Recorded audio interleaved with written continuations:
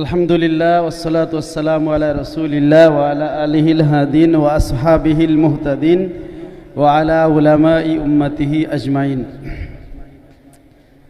দারুন নাজাত সিদ্দিকিয়া কামিল মাদ্রাসার শুরু লগ্ন থেকে, কামিল খোলার শুরু লগ্ন থেকে খতমে বুখারী, খতমে তিরমিজির এই রেওয়াজ চলে আসছে। এবার খতমে তিরমিজির 14তম এবং খতমে বুখারীর 16তম শেষ সবক ইনশাআল্লাহ অনুষ্ঠিত হবে। একটু পরেই আমাদের মাঝে শেষ সবক দেওয়ার জন্য উপস্থিত হবেন শাইখুল হাদিস হযরত মাওলানা সিরাজুল মুনির তাওহীদ হাফিজাহুল্লাহ, প্রধান মুহাদ্দিস সারসিনা দারুস সুন্নাত আলিয়া মাদ্রাসা। আমরা হুজুরের কাছে শেষ সবক নিব।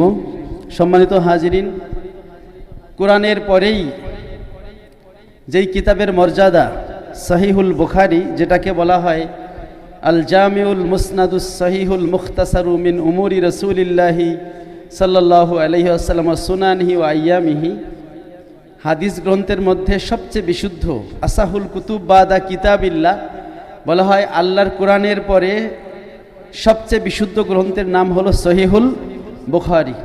সেই সহিহ বুখারীর সবক আজকে শেষ সবক প্রদান করা হবে।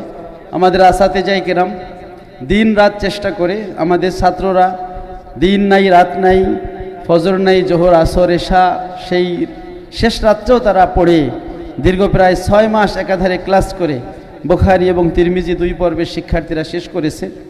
আমরা তাদের সাথে এই খেদমতে শরীক থাকতে পেরেছি, এজন্য আলহামদুলিল্লাহ। প্যারে হাজিরিন, জামে তিরমিজি সিয়াসেত্তান এমন একটি গুরুত্বপূর্ণ গ্রন্থ, যদিও এটা হাদিসের এই 6 কিতাবের সিরিয়ালে 5 নম্বর, কিন্তু গুরুত্বের দিক থেকে এটা দ্বিতীয় পর্যায়ে আছে। আল্লামা তাকি উসমানী তার দর্সে তিরমিজির মধ্যে এই হাদিসের সিয়াসেত্তার যেই সিরিয়াল বলেছেন, আউজাজুল মাসালিকের মধ্যে মুয়াত্তা মালিকের শরার মধ্যে সিয়াসেত্তার যে সিরিয়াল বলা হয়েছে সেটা হলো সহিহুল বুখারী, সহিহ মুসলিম, জামে সুনান নাসাই, সুনান আবু দাউদ, জামে তিরমিজি, এরপরে সুনান ইবনু মাজাহ। এবং এই সিরিয়ালটা হলো সিহাতের এতেবারে, মানে সবচেয়ে বেশি বিশুদ্ধ হাদিস সহিহ বুখারীর মধ্যে, এরপরে মুসলিমের মধ্যে, এরপরে নাসাই, এরপরে আবু দাউদ, এরপরে তিরমিজি, এরপরে ইবনু মাজাহ। ইবনু মাজার মধ্যে কিছু মাউজু হাদিস বলেও কথাবার্তা আছে, কিন্তু জামে তিরমিজির মধ্যেও কিছু মারাত্মক দুর্বল হাদিস রয়েছে, যদিও মোসান্নেফ সেগুলো উল্লেখ করে দিয়েছেন এইগুলো মারাত্মক দুর্বল, এ কারণে ওর থেকে বেঁচে থাকা সম্ভব। তো এই যে সিহাতের এতেবারে সবচেয়ে প্রধান হলো সহিহ বুখারী, এরপরে 5ম সিরিয়ালে আছে জামে তিরমিজি। কিন্তু গুরুত্বের এতেবারে, গুরুত্বের দিক থেকে বুখারীর পরেই তিরমিজির অবস্থান। 1 নম্বরে তো জামে হওয়ার দিক থেকে বুখারী এবং তিরমিজি একই রকম। বুখারীকেও বলা হয় জামে, সিয়ার ও আদব, তাফসির ও আকায়েদ, ফেতান ও আশরাত, আহকাম ও মানাকিব, এই যে 8টা বিষয়ের হাদিস যেই গ্রন্থে থাকে তাকে বলা হয় জামে। সেই দিক থেকে বুখারীর মধ্যেও 8 বিষয়ের হাদিস আছে, আরও বেশি আছে। তিরমিজি শরীফের মধ্যেও সেই বিষয়গুলো আছে। মুসলিম শরীফকে সহিহ হাদিসের কিতাব বলা হয়, কিন্তু জামে বলা হয় না, কারণ সেখানে কিতাবুত তাফসিরটা ওইভাবে নেই যেভাবে বুখারী এবং তিরমিজিতে আছে। তো জামে হওয়ার দিক থেকে বুখারীর সাথে তিরমিজির সম্পর্ক। তাছাড়া জামে তিরমিজিটা, এটা যারা হাদিস অনুযায়ী আমল করতে চায় তাদের জন্য এটা সবচাইতে ভালো, কারণ এখানে প্রত্যেকটা হাদিস বলার সাথে সাথে সেই হাদিসটার উপরে কারা কারা আমল করেছেন সেই বিষয়গুলো লেখা হয়েছে। মূলত এখানে হচ্ছে মা আলাইহিল আমল মিনাল আহাদিস, যে সকল হাদিস আমলযোগ্য সেই হাদিসগুলো এখানে আনা হয়েছে। যদিও হাদিসটা দঈফ হোক, হাসান হোক, সহিহ হোক, একথা কেউ বলতে পারবে না যে বুখারী তিরমিজি শরীফের সব হাদিস সহিহ। ইমাম তিরমিজিও সেটা বলেন নাই। যেটা সহিহ তিনি বলেছেন সহিহ হাদিসুন সহিহুন, বলেছেন হাসানুন সহিহুন, আবার বলেছেন হাসানুন দঈফুন, আবার বলেছেন দঈফুন, অর্থাৎ কোনটা দঈফ, কোনটা হাসান, কোনটা সহিহ সেটা ইমাম তিরমিজি বলে দিয়েছেন। এবং কোন কোন হাদিসের উপর আমল করেছে মুহাদ্দিসিনে কেরাম, ফুকাহায়ে কেরাম, সাহাবায়ে কেরাম, তাবিঈন, সেটাও বলে দিয়েছেন। যারা তিরমিজি পড়েছেন তারা এটা জানেন যে তিরমিজি শরীফে দুর্বল হাদিস আছে, এবং ওই দুর্বল হাদিস অনুযায়ী কারা আমল করেছে সেটাও বলা আছে, যে সাহাবায়ে কেরামের কারা কারা এই হাদিস অনুযায়ী আমল করেছেন, তাবেঈরা কারা আমল করেছেন, ফুকাহায়ে কেরাম আমল করেছেন কারা, সেটা বলা আছে।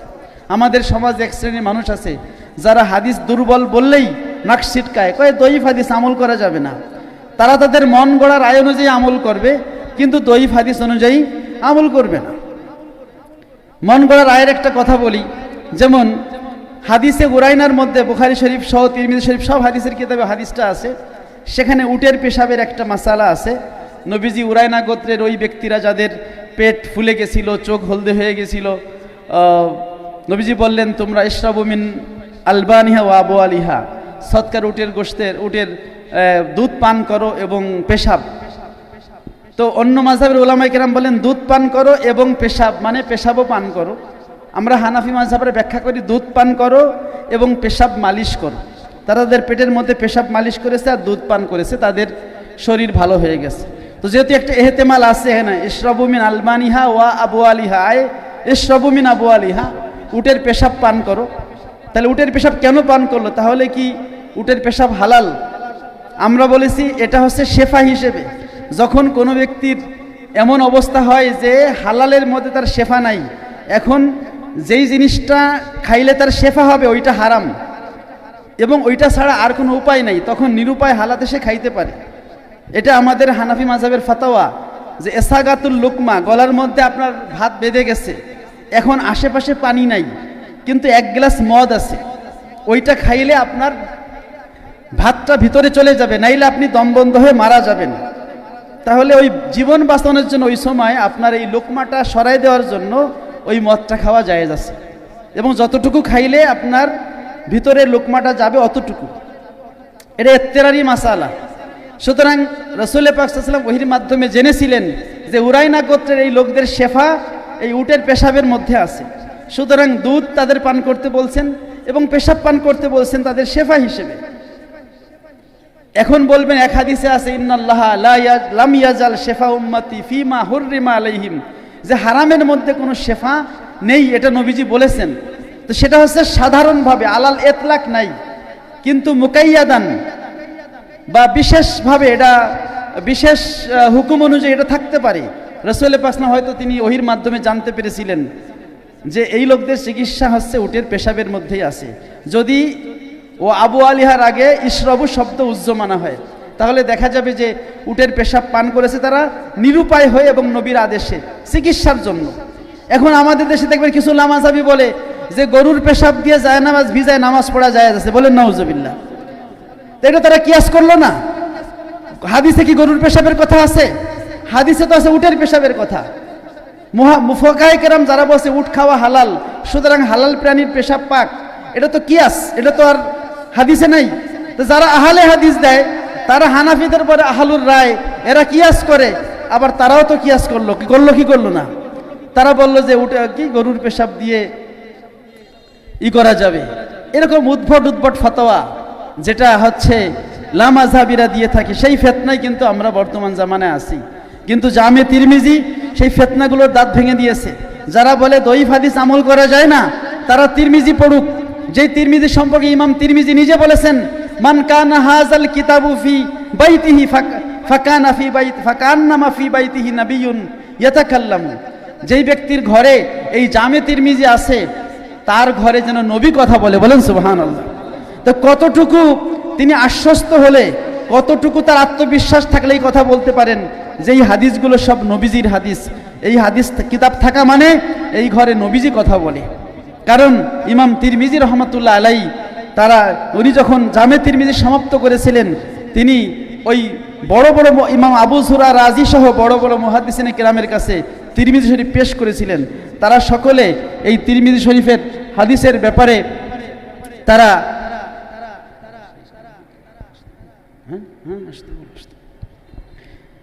রায় দিয়েছে।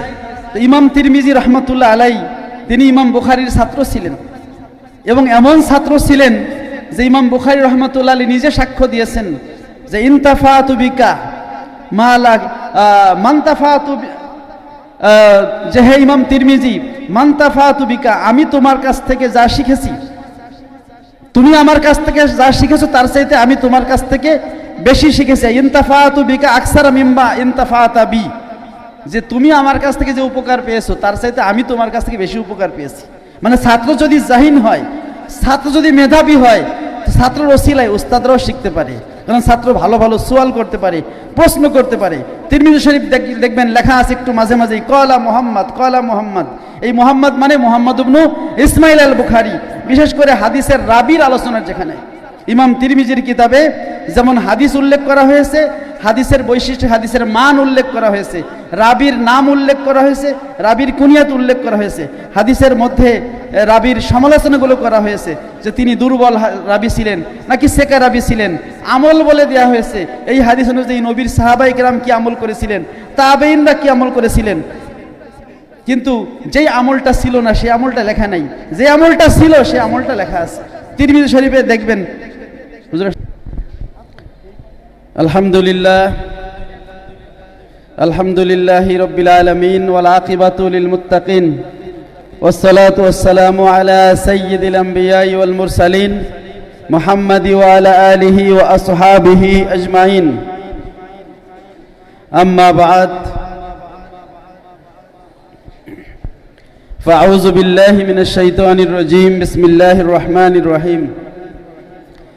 ইন্নাল্লাহা ওয়া মালাইকাতাহু ইউসাল্লুনা আলান নবী ইয়া আইয়ুহাল্লাযীনা আমানু সাল্লু আলাইহি ওয়া সাল্লিমু তাসলিমা।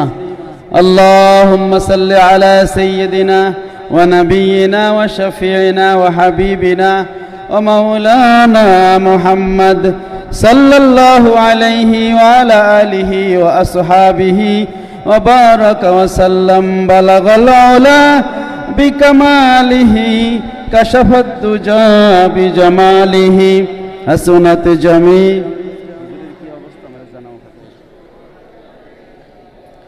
হুয়াল হাবিবুল্লাযী তুরজা শাফাআতুহু লিকুল্লি হাওলিম মিনাল আহওয়ালি মুক্তাহিমি। বালাগাল উলা বিকামালিহি কাশাফাত দুজা বিজামালিহি হাসনাত জামিউ খিসালিহি সাল্লু আলাইহি। নবিয়ুনাল আমিরুন নাহি ফালা আহাদুন আবাররা ফি কওলি লা মিনহু ওয়ালা নামি। বালাগাল উলা বিকামালিহি কাশাফাত দুজা বিজামালিহি হাসনাত জামিউ খিসালিহি সাল্লু আলাইহি। মুআজ্জাজ মুহতারাম ওয়াজিবুল ইহতারাম উস্তাজুল আসাতিজা সরসিনা দারুস সুন্নাত জামে ইসলামিয়ার মুহতারাম অধ্যক্ষ মহোদয়, অত্র জলসার মুহতারাম প্রধান অতিথি, অত্র জলসার মুহতারাম সভাপতি, ভান্ডারিয়া দরবার শরীফের গদ্দিনশীন পীর সাহেব আলহাজ হযরত মাওলানা আবুল ইরশাদ মোহাম্মদ সিরাজুল মনির হাফিজাহুল্লাহ, অল্প সময়ের মধ্যেই আমাদের মধ্যে তাশরিফ আনবেন। আমরা প্রধান অতিথির সভাপতির নসিহত শুনব। জামে সহিহ বুখারীর যারা শেষ সবক নিলেন তাদেরকে পাগড়ি পরানো হবে, সনদ দেওয়া হবে। সেই মোবারক মজলিসের সাক্ষী ইনশাআল্লাহ আমরা হব। আল্লাহ রাব্বুল আলামিন কবুল করেন, বলেন আমিন।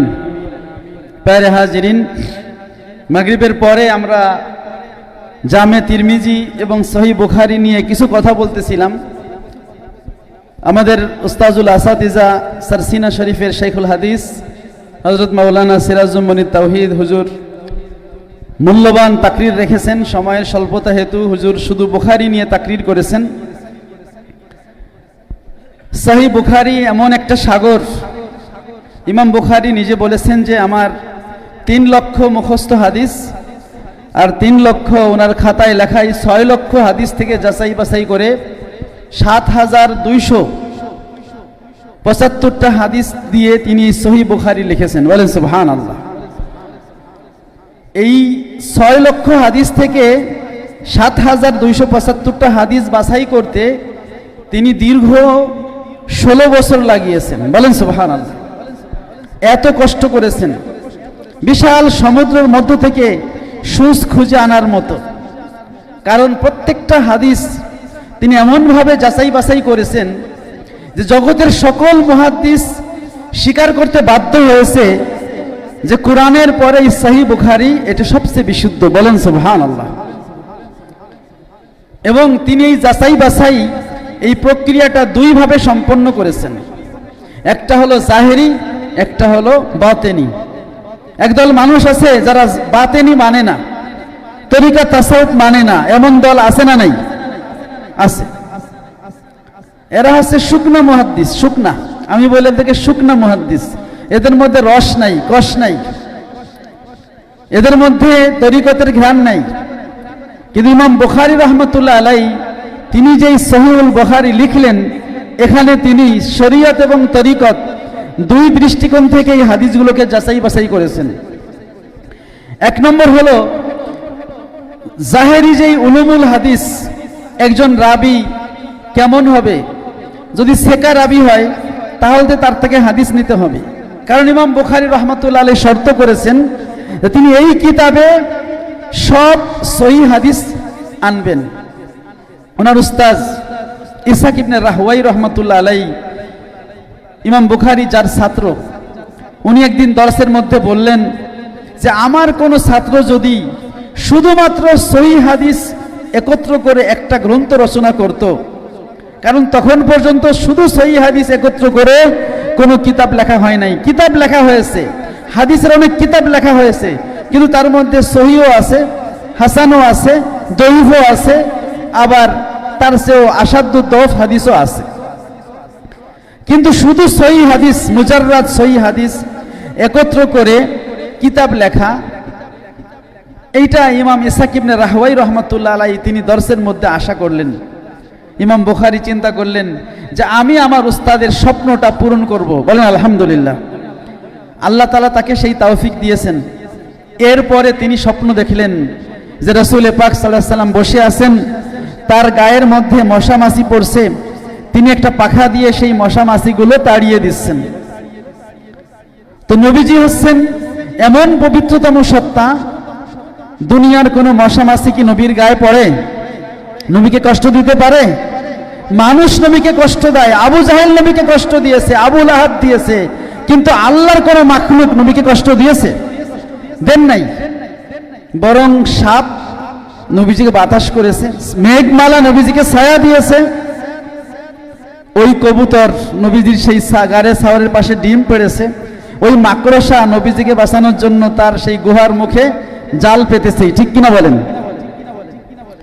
সুতরাং সকল পতঙ্গ, আল্লাহর সকল সৃষ্টি সাইয়্যিদুল মুরসালিনকে চিনে, তারা সম্মান করেছে।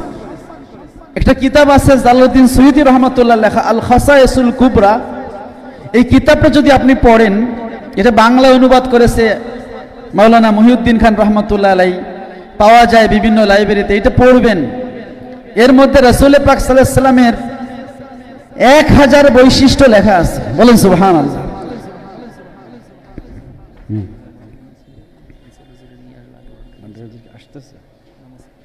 আচ্ছা, আসলে আমাদের জানাই। প্যারে হাজিরিন, এই খাসায়েসুল কুবরা এটা রাসূল পাক সাল্লাল্লাহু আলাইহি সাল্লামের বৈশিষ্ট্য নিয়ে লেখা। রাসূল পাক সাল্লাল্লাহু আলাইহি সাল্লামের কোনো ছায়া ছিল না, কি ছায়া ছিল? ছায়া ছিল না। রাসূল পাক সাল্লাল্লাহু আলাইহি সাল্লামের গায়ে মশা মাছি বসতো না। কিন্তু ইমাম বুখারী স্বপ্ন দেখলেন রাসূল পাক সাল্লাল্লাহু আলাইহি ওয়াসাল্লামের গায়ে মশা মাছি পড়ছে, তিনি হচ্ছে সেই মাছিগুলো তাড়িয়ে দিচ্ছেন। তো স্বপ্নের ব্যাখ্যাকারদের প্রশ্ন করা হলো, তারা বললেন যে যেই ব্যক্তি এই স্বপ্নটা দেখেছে তার দ্বারা আল্লাহ রাব্বুল আলামিন এমন একটা খেদমত নেবেন যে রাসূল পাক সাল্লাল্লাহু আলাইহি ওয়াসাল্লামের হাদিস থেকে এই বানোয়াট যেই কথাগুলো আছে সেগুলো বিতাড়িত করে দিবেন, শুধু সহিহ হাদিসের কিতাব লেখার তৌফিক দিবেন, বলেন সুবহানাল্লাহ। তো ইমাম বুখারী রাহমাতুল্লাহ স্বপ্ন দেখলেন, আবার ওস্তাদ বলছেন, এই দুইটা ঘটনার প্রেক্ষিতে তিনি সহিহ বুখারী লিখলেন 16 বছর ব্যয় করে। কত বছর? 16 বছর ব্যয় করে কিতাবটা লিখেছেন। এবং সেখানে 16 বছরের মধ্যে 5 বছর তিনি রওজা শরীফের পাশে, মদিনা মুনাওয়ারায় রওজা শরীফের পাশে বসে এই কিতাবের তরজমাতুল বাব, মানে কোন হাদিসটা কোন অধ্যায়ে যাবে, 11 বছর ধরে হলো হাদিসগুলো একত্র করেছেন। 6 লক্ষ হাদিস থেকে 7275টা হাদিস একত্র করার পরে কোনটাকে কোন অধ্যায় নেবেন, কোনটা আগে নেবেন, কোনটা পরে নেবেন, কোন অধ্যায়ের কি নাম হবে, এই যে তরজমাতুল বাব নির্ধারণ করা, এইটা করেছেন 5 বছর। কয় বছর? এবং প্রত্যেকটা হাদিস লেখার আগে যেমন তিনি ওযু করেছেন, গোসল করেছেন, ইস্তেখারার নামাজ পড়েছেন, 2 রাকাত নামাজ পড়ে আল্লাহর কাছে দোয়া করে ইস্তেখারা করে যখন তিনি বুঝতে পেরেছেন, আল্লাহর পক্ষ থেকে ইশারা পেয়েছেন যে হাদিসটা সত্যিই বিশুদ্ধ, তখন তিনি হাদিসটা কিতাবে লিখেছেন। কারণ দুনিয়ার যে নিয়ম, উলুমুল হাদিসের যে নিয়ম, উলুমুল হাদিসের নিয়মে আপনি জাহেরান বলতে পারবেন এই হাদিসটার সনদ সহি, কিন্তু মুহাদ্দিসিনে কিরাম বা যারা উলুমুল হাদিসের কিতাব লিখেছে তারা একথা সবাই বলেছে। সব উসুল হাদিসের কিতাবে আপনি পাইবেন, এমনকি তাইসির ও মুস্তালাহ হাদিস ওই কিতাবের মধ্যেও পাইবেন যে কোনো হাদিসের সনদ বিশুদ্ধ হওয়া এটা নিশ্চিত করে না যে হাদিসটা সহি, আবার কোন হাদিসের সনদ দুর্বল হওয়া এটা নিশ্চিত করে না যে হাদিসটা দুর্বল। এটা জন্নে গালেব, যেহেতু সব রাবি সেকা, তাহলে আমার জন্নে গালেব হলো হাদিসটা সহি, এটা ইয়াকিন করে না। আবার যেহেতু হাদিসের সব রাবি হচ্ছে দুর্বল, তো আমার জন্নে গালেব প্রবল ধারণা হলো হাদিসটা দুর্বল। মানে দুনিয়ার যে উলুমুল হাদিস, এই উলুমুল হাদিসের মাধ্যমে একটা হাদিসের শুদ্ধতা অশুদ্ধতা নির্ণয় করার যেই বিষয়টা, সেটা হলো জন্নে গালেবের ভিত্তিতে, এটা নিশ্চিত না, ইয়াকিন না। কিন্তু ইমাম বুখারী বলছেন সাল্লাইতু রাকাতাইনে ওয়াস্তাখারতুল্লাহ ওয়া তায়াক্কানতু সিহহাতা, আমি প্রত্যেকটা হাদিস লেখার আগে 2 রাকাত নামাজ পড়েছি, ইস্তেখারা করেছি, ওয়া তায়াক্কানতু সিহহাতাহু, হাদিসের বিশুদ্ধতার ব্যাপারে ইয়াকিন লাভ করেছি। তো উলুমুল হাদিসে তো ইয়াকিন আসে না, উলুমুল হাদিসে আসে জন্নে গালেব। জন্নে গালেব আর ইয়াকিনের মধ্যে পার্থক্য কি?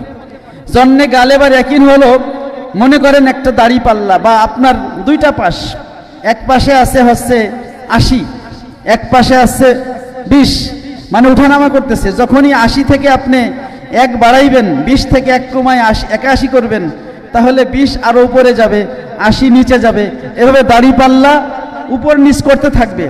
যখন এপাশে হবে 1, এপাশে হবে 99, তার মানে হচ্ছে এখনো কিন্তু উঠানামা করতেছে, স্থির হয় নাই। যখন এদিকে হবে 0, এদিকে 100, এখন আর নড়াফড়া করবে না, কারণ 100তে থেমে গেছে। তো যখন আপনার মনের মধ্যে কোনো চিন্তা আসে, জল্পনা কল্পনা আসে, ওটাকে আরবিতে বলে ওয়াহাম।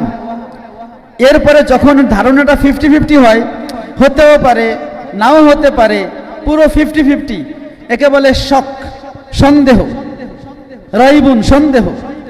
এই যে 50-50 শক, এটা যখন 51-49 হয়ে যায়, মানে আপনার নিশ্চিত হলো 51, অনিশ্চিত হলো 49, বা আরো কমতে বাড়তেছে কমতেছে বাড়তেছে, এটা হচ্ছে জন।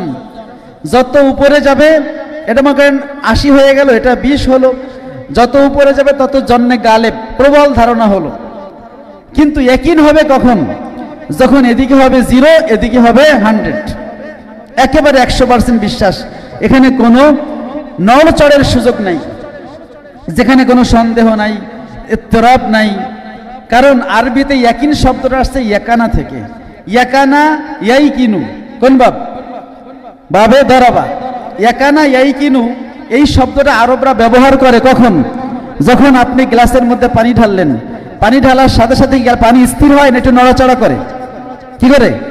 নড়াচড়া করে। ইত্তরাবা মানে পানি নড়াচড়া করলো, এরপরে কিছুক্ষণ পরে পানিটা কি হয়ে যায়?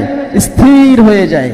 তো যখন পানি স্থির হয়ে যায়, ওই কথাটা বোঝানোর জন্য, ওই বিষয়টা বোঝানোর জন্য আরবরা বলে ইয়াকানাল মাউ আই ইজা ইস্তাকাররাত, পানি যখন থেমে যায়, স্থির হয়ে যায়, নিরালা হয়ে যায়, একেবারে নড়াচড়া নাই, স্থির হয়ে গেছে, ওই অবস্থাকে আরবরা বলে ইয়াকানাল মাউ।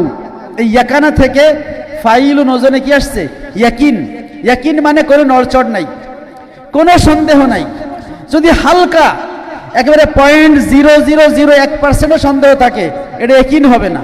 এজন্য আল্লাহ বলছেন ওয়াবিল আখিরাতি হুম ইউকিনুন, মুমিন যারা, তারা হচ্ছে আখিরাতের ব্যাপারে ইয়াকিন রাখে। যদি যাররা পরিমাণ সন্দেহ থাকে, ঈমান হবে? ঈমান হবে না। ঈমানের জন্য ইয়াকিন শর্ত। সুতরাং আল ইয়ামি আল ঈমান ওয়াল ইয়াকিনু কুল্লুহু সহিহ বুখারী কিতাবুল ঈমানে লেখা আছে, আব্দুল্লাহ ইবনে মাসউদ রাদিয়াল্লাহু থেকে বর্ণিত, আল ঈমান ওয়াল ইয়াকিনু কুল্লুহু, ঈমান হলো পরিপূর্ণ ইয়াকিন, পরিপূর্ণ ইয়াকিন। যদি ইয়াকিনের মধ্যে আবার ভাগ আছে, ইলমুল ইয়াকিন, আইনুল ইয়াকিন, হক্কুল ইয়াকিন, সেগুলো ইয়াকিনের স্তর। কিন্তু ইয়াকিনের সর্বনিম্ন স্তর হলো কোনো নড়াচড়া নাই, স্থির বিশ্বাস, যেখানে কোনো সন্দেহের অবকাশ নাই। তো আমরা দেখলাম যে উলুমুল হাদিসের মাধ্যমে যেই জ্ঞান হাসিল হয় সেটা জন্নে গালেব। এই জন্য উলুমুল হাদিসের কিতাবে বলা আছে, কোন হাদিসের সনদ সহি হওয়া এটা 100তে 100 গ্যারান্টি দেয় না যে হাদিসটা বিশুদ্ধ হতে হবে, কিন্তু জন্নে গালেব, যেহেতু রাবি সেকা, তো আমরা মনে করলাম যে হাদিসটা শুদ্ধ। কারণ অনেক ব্রেনিয়ান ছাত্র, অনেক ভালো ছাত্র, সেও দুই একটা কথা ভুলতে পারে কি পারে না। আর যার ব্রেন খুবই কম, ক্লাসে যার রোল হচ্ছে 120, তার কি একটা কথাও মনে থাকে না, নাকি থাকে? সুতরাং যদি রাবি দুর্বলও হয়, তারও কিছু কথা মনে থাকে। সুতরাং রাবি দইফ এই জন্য ফেলাই দিবেন, এইটা না। তো ইমাম বুখারী রহমাতুল্লাহ আলাইহি তিনি যে দুইটা পন্থা অবলম্বন করলেন, একটা দিয়ে তিনি হাদিস যাচাই বাছাই করলেন জাহিরি সুরাত, আর একটা হচ্ছে বাতিনি, সেটা হচ্ছে ইস্তেখারা করে আল্লাহ তাআলার কাছ থেকে সাহায্য চেয়ে। যখন আল্লাহ রাব্বুল আলামিন তার হৃদয়ের মধ্যে স্থিরতা দান করলেন, ইয়াকিন দান করলেন যে হাদিসটা সহিহ, উনি বললেন তায়াক্কানতু সিহহাতা, আমি হাদিসের বিশুদ্ধতার ব্যাপারে ইয়াকিন হলাম, তখন আমি কিতাবের মধ্যে হাদিসটা ঢুকাইলাম। তো ইমাম বুখারী তার কিতাবের মধ্যে হাদিস ঢুকানোর জন্য কি করেছেন? দুইটা পদ্ধতি ফলো করেছেন, একটা জাহেরি বিদ্যা আর একটা হচ্ছে আল্লাহর পক্ষ থেকে সেই বাতেনি বিদ্যা, যেটা তার কলবে এসেছে। কারণ ইয়াকিন থাকে কোথায়? কলবে। ইয়াকিন কোনো অন্য কোথাও থাকে না, ইয়াকিন থাকে কলবে। এটা হচ্ছে তামানিনাতুল কলব, কলবের স্থিরতাকে বলা হয় কি? ইয়াকিন। তো ইমাম বুখারী কিন্তু সেইটা শুরু করলেন। এরপরে দেখেন ইমাম বুখারী রহমাতুল্লাহ আলাইহি তিনি বুখারী শরীফে প্রথম যে হাদিসটা আনলেন, ওইটা কি? বাতেনি হাদিস। ইন্নামাল আমালু বিন্নিয়াত, নিয়ত কোথায় থাকে? কোথায় থাকে? আর নিয়াতু ফিল কলব, নিয়ত থাকে কলবে। এটা কিন্তু বাতেন। কলব কি বাতেন না জাহির? কলব হলো বাতেন। কলব কি? বাতেন। এই জন্য এলমে বাতেনের আরেকটা নাম হলো ইলমুল কলব। ইলমুল বাতেনের আরেকটা নাম কি? ইলমুল কলব। ইলমে বাতেনের অনেক নাম আছে, ইলমুস সুলুক, ইলমুল কলব, ইলমুত তাসাউফ। ওই আমার লেখা বইটা আমাদের প্রকাশনীতে ছাপছে, যদি এটার মধ্যে পড়েন দেখবেন 18 থেকে 20টা নাম আছে ইলমে তাসাউফের। ইলমে তরিকাত, ইলমে হাকিকাত, ইলমুস সুলুক, এরপরে হচ্ছে ইলমুল এরাদা, এরপরে ইলমুল ইহসান। এর মধ্যে একটা নাম হচ্ছে কি? এই যে ইলমুল বাতেন, মানে গোপন বিদ্যা। যেহেতু কলব হচ্ছে গোপন, এই কলবের ইসলাহ নিয়ে হচ্ছে এখানে আলোচনা করা হয়। তো ইমাম বুখারী নিয়তকে শুদ্ধ করার জন্য, যে নিয়ত থাকে কোথায়? কলবের মধ্যে, সেই নিয়তকে শুদ্ধ করার জন্য প্রথম হাদিস আনলেন ইন্নামাল আমালু বিন্নিয়াত। এটা কি জাহিরের হাদিস নাকি বাতেনের হাদিস? তাহলে কি বাতেন কি আছে না নাই? বাতেন আছে। বাতেনে যেমন ভালো আছে, বাতেনে আবার কি আছে? খারাপও আছে। আল্লাহ বলেন ওয়াজারু যাহিরাল ইসমি ওয়া বাতিনাহ, তোমরা জাহেরি পাপ ছাড়ো, আর কি ছাড়ো? ওয়া বাতিনাহ, আর বাতেনি পাপও ছাড়ো। জাহেরি পাপ কি? একজনকে থাপ্পড় দিলেন, একজনকে গালি দিলেন, একজনের গীবত করলেন, একজনকে খুন করলেন, একজনকে জুলুম করলেন, এগুলো জাহেরি পাপ। আর বাতেনি পাপ কি? আপনার হৃদয়ের মধ্যে অহংকার রাখলেন, এটা বাতেনি পাপ। হৃদয়ের মধ্যে শিরক রাখলেন, এর বাতেনি পাপ। নেফাকি রাখলেন, এর বাকি বাতেনি পাপ। কি নেফাকি দেখা যায়? নেফাকি দেখা যায় না। যেমন বাতেনি ভালো আমল, ঈমান, ইখলাস, তাওয়াক্কুল, রেদা, রেদা বিল কাদা, এগুলো হচ্ছে বাতেনি ভালো কাজ। আর ইখলাস, এটা বাতেনি ভালো কাজ। সুতরাং ইমাম বুখারী রহমাতুল্লাহ আলাইহি তিনি যে সহিহ বুখারী লিখলেন, তার প্রথম হাদিসটা কি জাহির না বাতেন? তো যারা বলে যে বাতেন বলে কিছু নাই, কোরআনে আল্লাহ বলতেছেন ওয়াজারু, তোমরা পরিত্যাগ করো। দারু, দারু মানে কি? উতরুকু জাহিরাল ইসম, ইসমুন মানে পাপ, আর জাহিরাল ইসম মূলে ছিল আল ইসমু জাহির। এটাকে বলা হয় ইজাফাতুস সিফাত ইলাল মাউসুফ, মানে জাহির শব্দটা ছিল পরে, মূলে ছিল আল ইসমু আজ জাহির, মানে প্রকাশ্য পাপ। আল ইসমু আল বাতেন, গোপন পাপ। কিন্তু আরবি ব্যাকরণে একটা নিয়ম আছে, অনেক সময় মাউসুফটাকে মুজাফ ইলাইহি বানিয়ে সিফাতটাকে মুজাব বানিয়ে বলা হয়। মূলে ছিল আল ইসমুজ যাহির, এটাকে গ্রামাটিক্যালি কি করা হলো, বলা হলো যাহিরুল ইসম। ইসম মানে পাপ, অর্থাৎ তোমরা প্রকাশ্য পাপও ছেড়ে দাও, ওয়া বাতিনাহু, এবং কি করো, গোপন পাপও ছেড়ে দাও। তো পাপ যদি জহেরে থাকে বাতেনও থাকে, তাহলে নেক কাজও কি আছে, জহেরও আছে বাতেনও আছে। তো নিয়ত শুদ্ধ করা, ইখলাসুন নিয়ত, এটা কি জহেরি আমল না বাতেনি আমল? কোথার আমল? বাতেনি আমল। যদি নিয়ত শুদ্ধ করা বাতেনি আমল হয়, আর ইমাম বুখারী রাহমাতুল্লাহ আলাইহি তিনি সেই নিয়তের হাদিসটা দিয়ে বুখারী শুরু করেন, তাহলে ইসলামে কি বাতেনি কিছু আছে না নাই? আছে। কিন্তু মনে রাখতে হবে, জহের বাদ দিয়ে বাতেন হবে না, হবে? জহের এবং বাতেন দুইটাই লাগবে। এই জন্য বলা হয়েছে ইলমে জহের হামসু মাসকো, ইলমে বাতেন হামসু শির। ইলমে বাতেন হামসু মাসকো, ইলমে জহের হামসু শির। ইলমে জাহির হচ্ছে দুধের মতো, আর ইলমে বাতেন হলো এটা মাখন। এখন মাখন বানাইতে গেলে কি লাগবে? দুধ লাগবে। দুধ থাকলে মাখন হবে, যদি দুধ না থাকে মাখন পাওয়া যাবে? পাওয়া যাবে না। সুতরাং শের মানে দুধ ছাড়া আমি মাখন পাবো না, ওরকম জহের ছাড়া বাতেন পাওয়া যাবে না। এই জন্য জহেরে আমল এটাও ঠিক করা লাগবে, বাতেনি আমলও ঠিক করা লাগবে। আল্লাহ রাব্বুল আলামিন মানুষের বাতেনটাকে বিশেষভাবে দেখেন। লা ইয়ানজুরু ইলা সুওয়ারিকুম, আল্লাহ কারো চেহারা সুরত দেখবেন না, ওয়ালা ইয়ানজুরু ইলা কুলুবিকুম ওয়া নিয়াতিকুম, দেখবেন তোমাদের কলব, তোমাদের নিয়ত। এই যে আমরা তালিবুল ইলম যারা লেখাপড়া শিখি, আমাদের একটা নিয়ত আছে না, নাকি নাই? নিয়ত আছে। ইমাম গাজালি রহমাতুল্লাহ আলাইহি বলছেন, ওনার বাবা তো মারা গেছে ছোট বয়সে। যারা বড় বড়, ইমাম বুখারীর বাবা ছোট বয়সে মারা গেছে, আবু হানিফা রহমাতুল্লাহ বাবা ছোট বয়সে মারা গেছে, রাসূল পাক সাল্লাল্লাহু বাবা জন্মের আগেই মারা গেছে। যুগে যুগে যাদের বাবা মারা গেছে এতিম, এরাই যুগের সেরা মানুষ হয়েছে।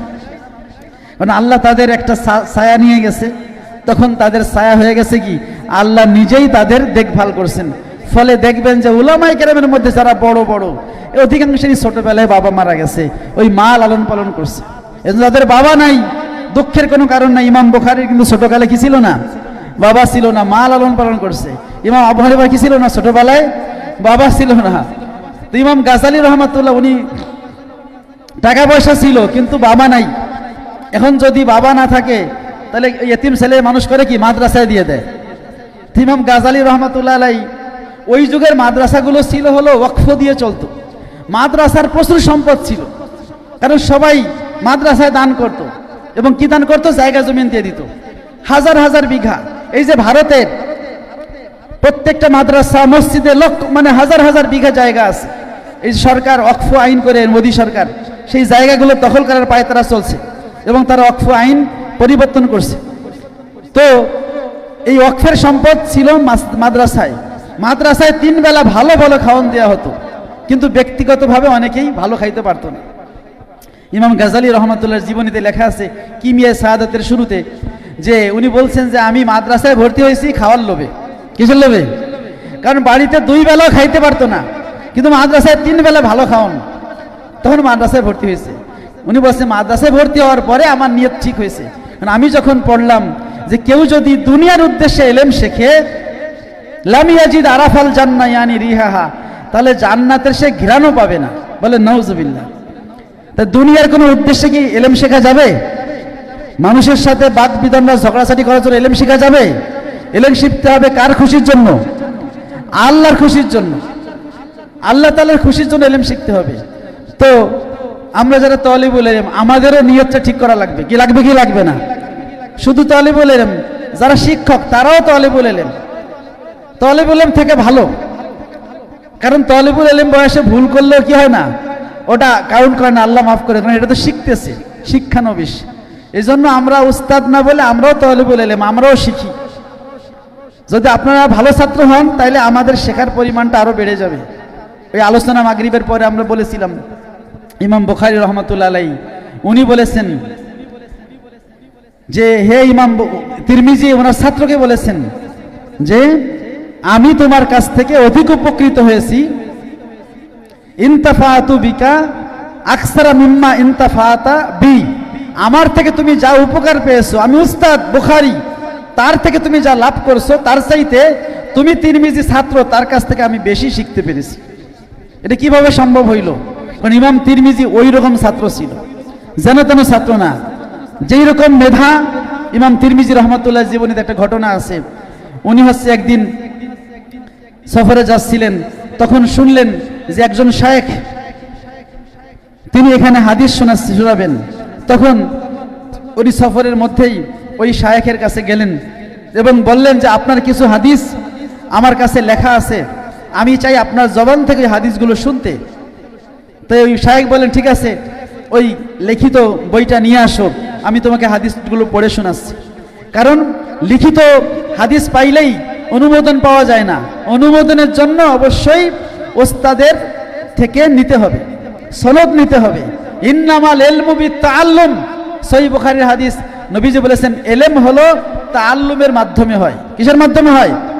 ইন্নামাল ইলমু বিত্তাআল্লুম, এলেম হয় তাআল্লুমের মাধ্যমে। তাআল্লুম কাকে বলে?